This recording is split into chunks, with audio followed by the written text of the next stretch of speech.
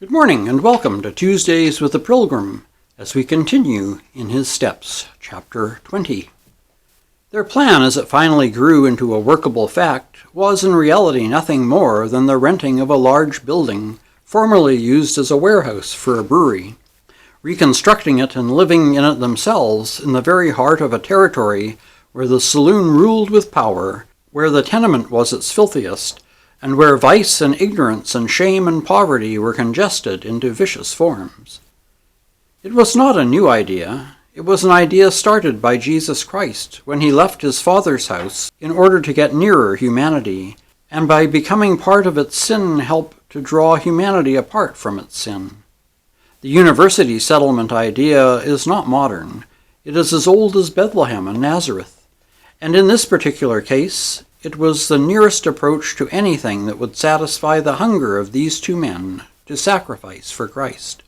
There had sprung up in them at the same time a longing that amounted to a passion to get nearer physical poverty and spiritual destitution of the mighty city that throbbed around them. How could they do this except as they became a part of it, as nearly as one man can become a part of another's misery?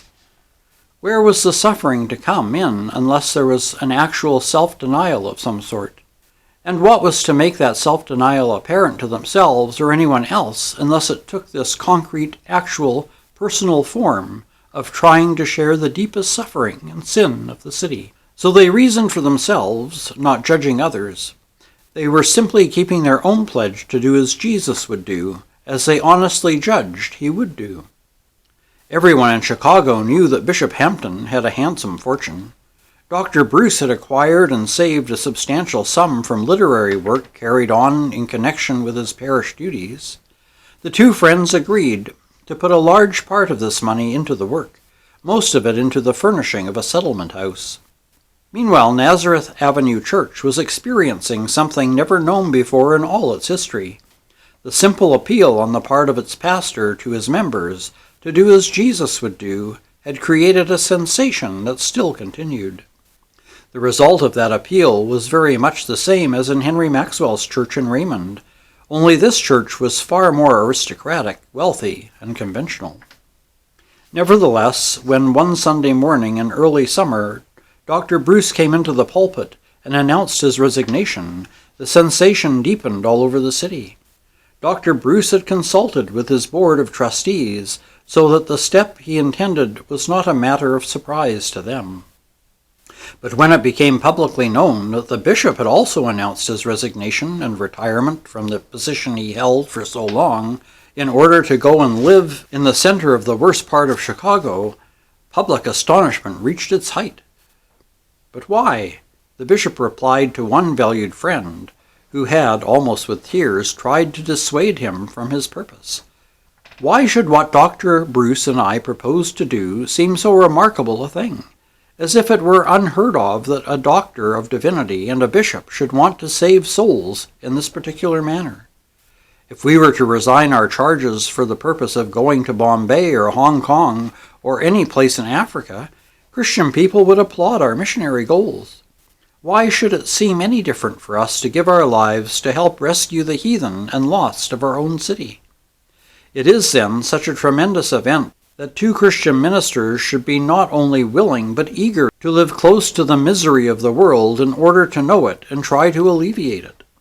Though the bishop may have satisfied himself that there ought to be nothing so remarkable about it all, the public continued to talk and the churches to record their astonishment that two such men, so prominent in ministry, should leave their comfortable homes, voluntarily resign their pleasant social positions, and enter upon a life of hardship, self-denial, and actual suffering.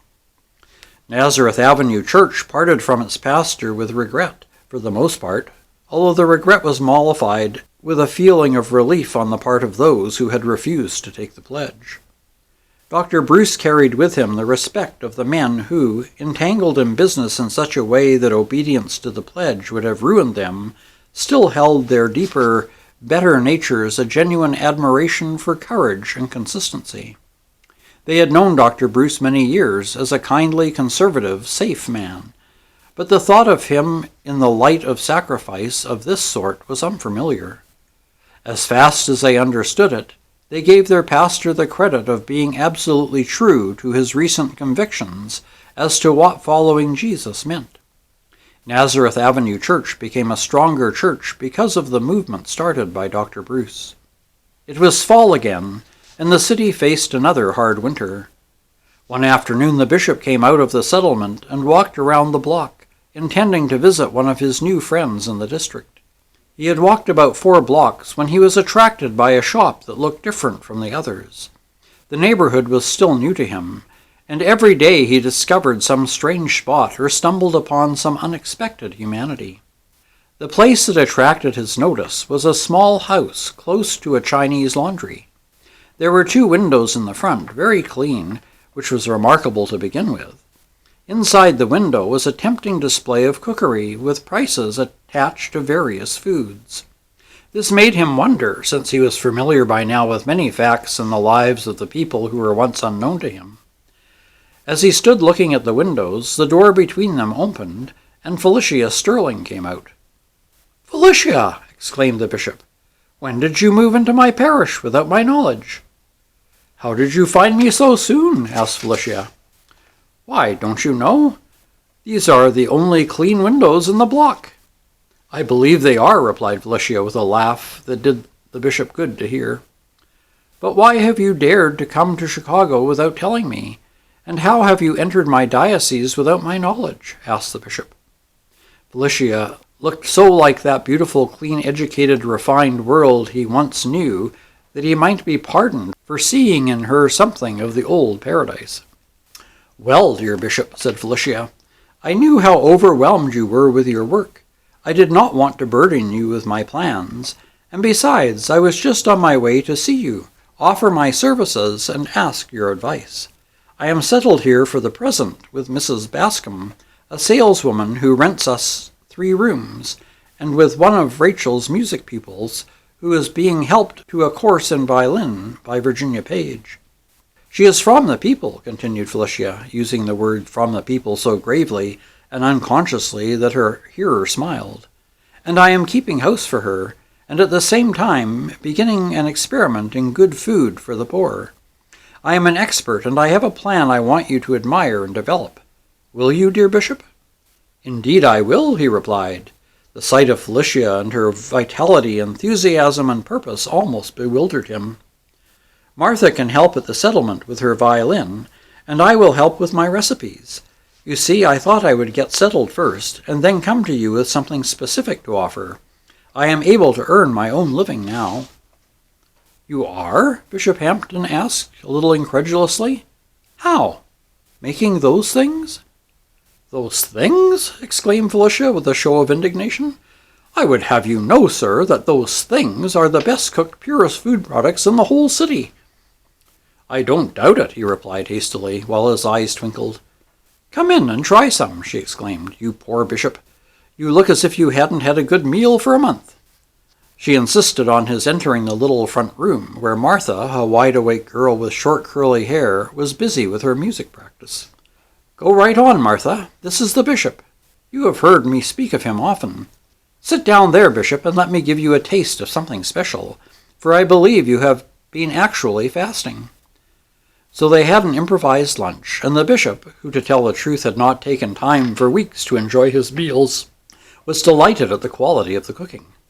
"Felicia, do you mean that you will live here and help these people to know the value of good food?" "Indeed I do," she answered gravely.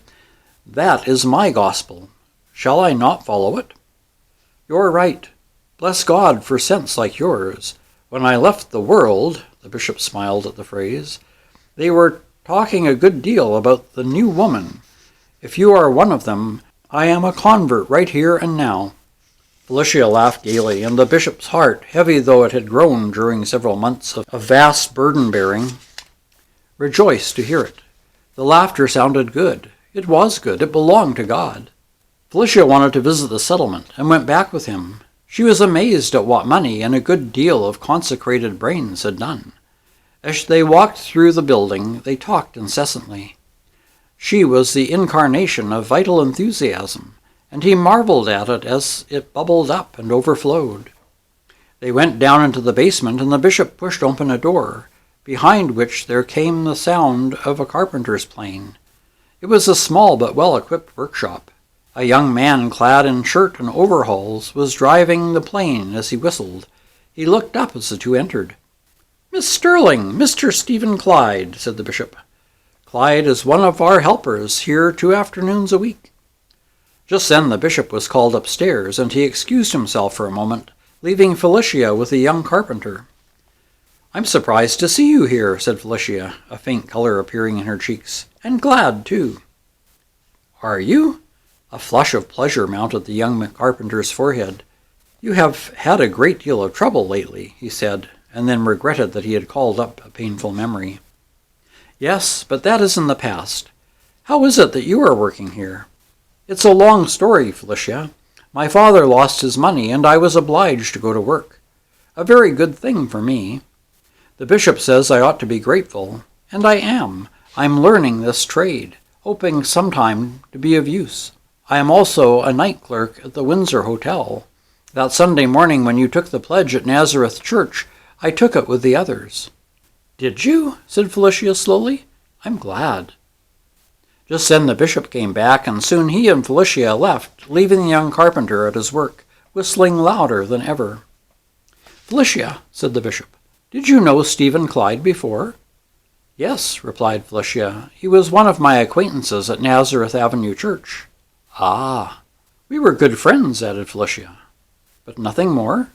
Felicia's eyes sparkled for an instant. Then she looked at her companion and frankly answered, "Just friends." It would be just the thing for those two young people to come to like each other, thought the bishop to himself, and somehow the thought made him grave. It was almost like the old pang he felt over Camellia, but it passed, leaving him a bit sad. After all, he reasoned, is not romance a part of humanity? Love is older than I am, and wiser. The following week the bishop had an experience that belongs to this part of the settlement's history. He was coming back to the settlement very late from a meeting, and was walking along with his hands behind him when 2 men jumped out from behind an old fence that was shut off an abandoned factory from the street, and they faced him. One of the men thrust a pistol in his face. "Hold up your hands and be quick about it," he said. The place was lonely, and the bishop entertained no thought of resistance. He did as he was commanded, and the other man began to go through his pockets. He was calm, his nerves did not quiver. As he stood there with his arms uplifted, an unknowing spectre might have thought that he was praying for the souls of these 2 men. In fact, the bishop was. Since the bishop was not in the habit of carrying much money with him, the man searching him uttered an oath at the small amount of change he found. Then the man with the pistol growled, "Grab his watch! We might as well get all we can out of the job!" Suddenly there came a sound of footsteps. "Get behind the fence!" hissed the man with the pistol, making a menacing gesture with it. With his companion he pushed the bishop down the alley and through a ragged, broken opening in the fence. The 3 stood there in the shadows until the footsteps passed. "Now then, have you got the watch?" asked the man with the pistol. "No, the chain is caught somewhere," and the other man swore again. "Break it, then." "No, don't break it," said the bishop, and it was the first time he'd spoken. "The chain is the gift of a very dear friend. I should be sorry to have it broken." At the sound of the bishop's voice, the man with the pistol started. With a quick movement of his free hand, he turned the bishop's head toward what little light was shining from the alleyway.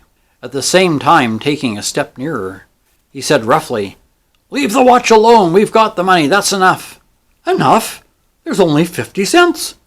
"Leave that watch be and put the money back too. This is the bishop we've held up. The bishop, do you hear?" "What of it? I don't care, if he's the President of the United States." "I say put the money back, or in 5 seconds I'll blow a hole through your head that'll let in more sense than you have now." For a second the robber seemed to hesitate at this strange turn of events, as if measuring his companion's intention. Then he dropped the money back into the rifled pocket. "You can take your hands down, sir." The man lowered his weapon, still keeping his eye on the other man and speaking with a rough respect. The bishop brought his arms to his side slowly and looked earnestly at the 2 men. In the dim light it was difficult to distinguish features. He was evidently free to go his way now, but he continued to stand, making no movement. "You can go on. You needn't stay any longer on our account." The man who had acted as the spokesperson was suddenly nervous and uncertain. The other man stood by angrily. "That's just what I'm staying for," replied the bishop. There was an uneasy silence. "If you would only allow me to be of help," said Bishop Hampton gently, even lovingly. The man with the pistol stared at him through the darkness. After a moment of silence, he spoke slowly, like one who had finally decided upon some course that he had first rejected. "Do you remember ever seeing me before?" "No," said the bishop. "The light isn't very good, and I haven't really had a good look at you." "Do you know me now?" The man suddenly took off his hat and walked over to the bishop until they were near enough to touch each other. The man's hair was coal black except for one white spot on the top of his head, about as large as the palm of a hand. The minute the bishop saw the spot, he started. A past memory began to stir in him. The man helped him. "You don't remember the day 15 years ago when a man came to your house and told you about his wife and child having been burned to death in a tenement fire in New York?" "Yes, I begin to remember."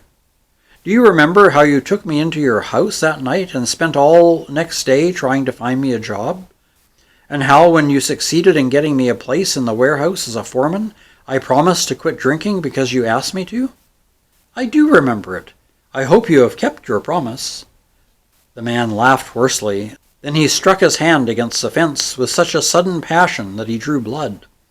"Keep it? I was drunk inside a week. I've been drinking ever since.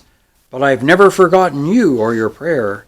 Do you remember the morning after I came to your house, and you sat down with me after breakfast and prayed with me? That got me. My mother used to pray. I can see her now, kneeling down by my bed when I was a lad. Father came in one night and kicked her while she was kneeling there by me. But I never forgot that prayer of yours that morning. You prayed for me just as Mother used to," he continued. "And you didn't seem to be bothered by the fact that I was more than half drunk when I rang your doorbell. Since then the saloon has housed me and made hell on earth for me, but that prayer stuck to me all the time. My promise not to drink was broken into 1,000 pieces inside of 2 Sundays, and I lost the job you found for me and landed in a police station 2 days afterwards. But I never forgot you or your prayer. I don't know what good it has done me, but I never forget it, and I won't do any harm to you nor let anyone else, so you're free to go. That's why." The bishop did not stir. Somewhere a church clock struck 1. He was thinking hard. "How long is it since you had work?" he asked. "More than 6 months since either of us did anything to speak of, unless you call robbing people work. Suppose I found jobs for both of you. Would you quit this and begin all over?" "What's the use?" the other man spoke sullenly. "I've reformed 100 times. Every time I go back down deeper. It's too late." "No," said the bishop, and never before had he felt the desire to salvage people burn him so strongly. All the time he sat there during the remarkable scene, he prayed, "Give me the souls of these 2 for thee. I am hungry for them. Give them to me." "No," the bishop repeated. "What does God want of you 2 men? It doesn't so much matter what I want. You 2 men are of infinite value to him." And then his wonderful memory came to his aid, and he remembered the man's name. "Burns," he said, "if you and your friend here will go home with me tonight, I will find you both places of honorable employment. I will believe in you and trust you. You are both young men. Why should God lose you? It is a great thing to win the love of the great Father. It is a small thing that I should love you, but if you need to feel again that there is love in this world, you will believe me when I say, my brothers, that I love you, and in the name of him who was crucified for our sins, I cannot bear to see you miss the glory of the human life. Come, be men. Make another try for it. God helping you, no one but God and you and myself need ever know anything of this night. He has forgiven it. The minute you ask him to, you will find that true. Come, we will fight it out together, you and I." And the bishop broke into a prayer to God that was a continuation of his appeal to the men. His pent-up feeling could find no other outlet. Before he had prayed too many moments, Burns was sitting with his face buried in his hands, sobbing, and the other man, Parter, less moved, without a previous knowledge of the bishop, leaned back against the fence, stolid at first. But as the prayer went on, the Holy Spirit swept over his dulled, brutal, coarsened life. This same supernatural presence that smote Paul on the road to Damascus and poured through Henry Maxwell's church and then broke irresistibly over the Nazareth Avenue congregation now manifested himself in this dark corner of a mighty city over two sinful, sunken men. The prayer seemed to break open the crust that had for years kept them from divine communication, and they themselves were thoroughly startled by it. The bishop finished praying, and at first did not realize himself what had happened. Neither did they. Burns still sat with his head bowed between his knees. The other man, leaning against the fence, looked at the bishop with awe. The bishop took charge. "Come, my brothers, God is good. You shall stay at the settlement tonight, and I will make good my promise as to the work." The two men followed him in silence. When they reached the settlement, it was after 2 a.m. He let them in and led them to a room, pausing only a moment before leaving. His tall, commanding figure filled the doorway, and his pale face, though worn with his recent experiences, was illuminated with love and joy. "God bless you, my brothers," he said, leaving them his benediction. In the morning he almost dreaded to face the men, but the impression of the night had not worn away. True to his promise, he secured work for them. The janitor of the settlement needed an assistant owing to the growth of the work there, so Burns was given that place. The bishop succeeded in getting his companion a position as a driver for a shipping firm not far from the settlement, and the Holy Spirit struggling in these two men began a work of regeneration. That afternoon, Burns was installed in his new position as assistant janitor. While he was cleaning off the front steps of the settlement, he paused a moment and stood to look about him.